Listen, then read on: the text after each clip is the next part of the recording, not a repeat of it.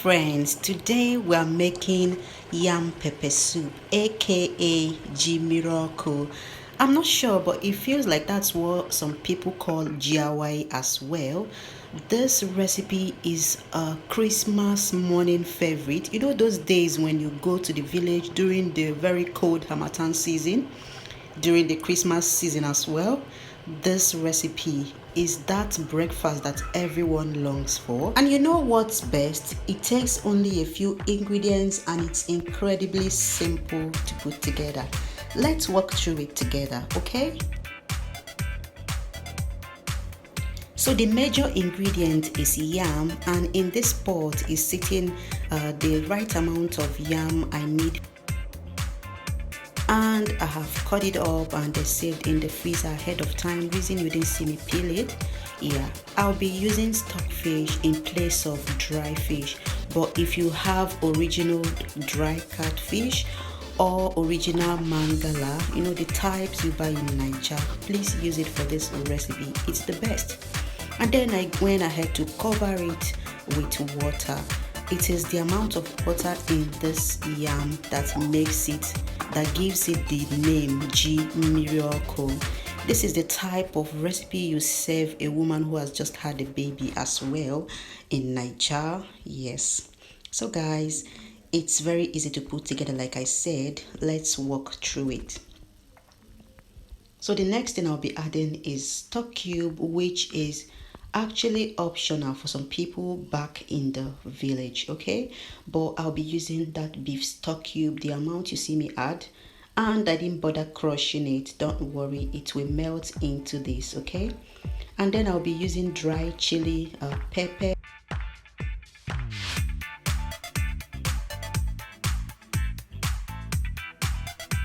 I also went ahead to add some salt, and then this is like the main thing that gives it that native local flavor, oda. This is the African Negro pepper. I hope I got that correctly. Yeah, so my oda is not I don't have a mortar here, so what I do is I put some warm water into it. As you can see, that's about half a teaspoon, okay? And then I'm going to sieve the water, that's like the whole flavor from it, into my pot to start cooking.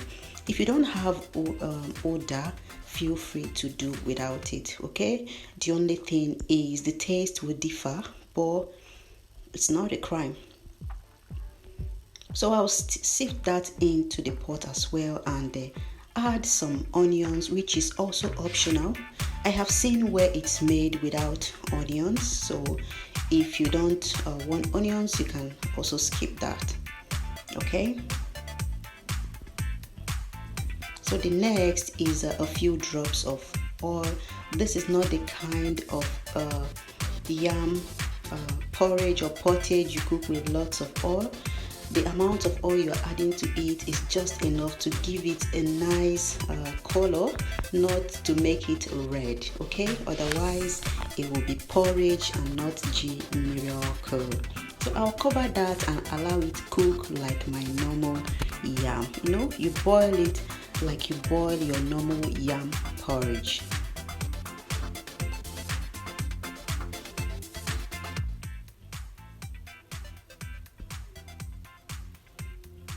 So, and you can see the color it's having, something light like this. It shouldn't be too red like I told us, okay?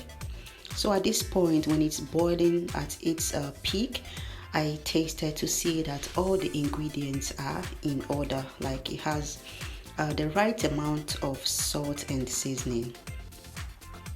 Remember that dry fish does a whole lot of wonder to this dish, but what next is more important is that you add otazi and scent leaf to this dish, especially scent leaf. You can do without otazi. Otazi is just my own twist, but scent leaf is like the must have for this dish. That's like if you're making it in a place where you find scent leaf. You can also substitute it for parsley if that's what you have available. It's not a crime. but for that native flavor, do well to find scent leaves if you can. So once that scent leaf goes in, the dish is pretty complete. That's like what rounds up the taste for this dish. So I'll go in now and mix things gradually together. My pot is actually small, so when you're making yours, you do what's best for you by using the right size of pot. Okay, I'm using this because that's what's available. So I'm going to cover it now to simmer. At this point, the yam is half cooked, so I'm going to cover it for an extra six minutes. Okay, that's enough time for the yam to get soft enough, and for the actual pepper soup, you know, this sauce that it's in this yam, that's enough time for it to thicken up a little bit, like you can see here. Okay, yeah, that's the right consistency for this yam. You don't want it to be watery as water, you know, but at the same time you never want it to be thick as well. Okay, but I know you do what you prefer. If you want it very watery, then go for it. If you want it thick as well, you can let it boil a little more. For me, at this point, I have gotten exactly what I needed. One last ingredient that I didn't use here that you can feel free to use is crayfish. Just use as much dry fish as you can. I remember my grandma makes this with lots of dry fish, including what's the name? Bonga fish. Yeah, that gives it a lot of good taste as well. Okay, some days when I'm in the mood, I also add ginger.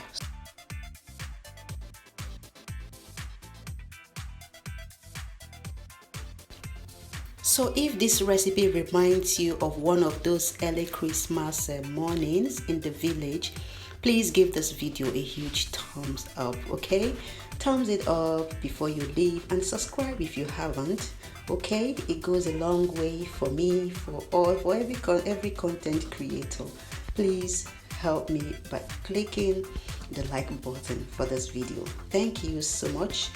And I'm just serving the food here. Like I said, it's usually a breakfast, but on the day I made this food, it was actually lunch for us. Okay, that was the week I made the weekly menu. Remember, I promised I was going to share the recipe with us, and here is me fulfilling it. Thank you so much for watching this video till this point. I appreciate you. Do have a lovely day. Bye bye.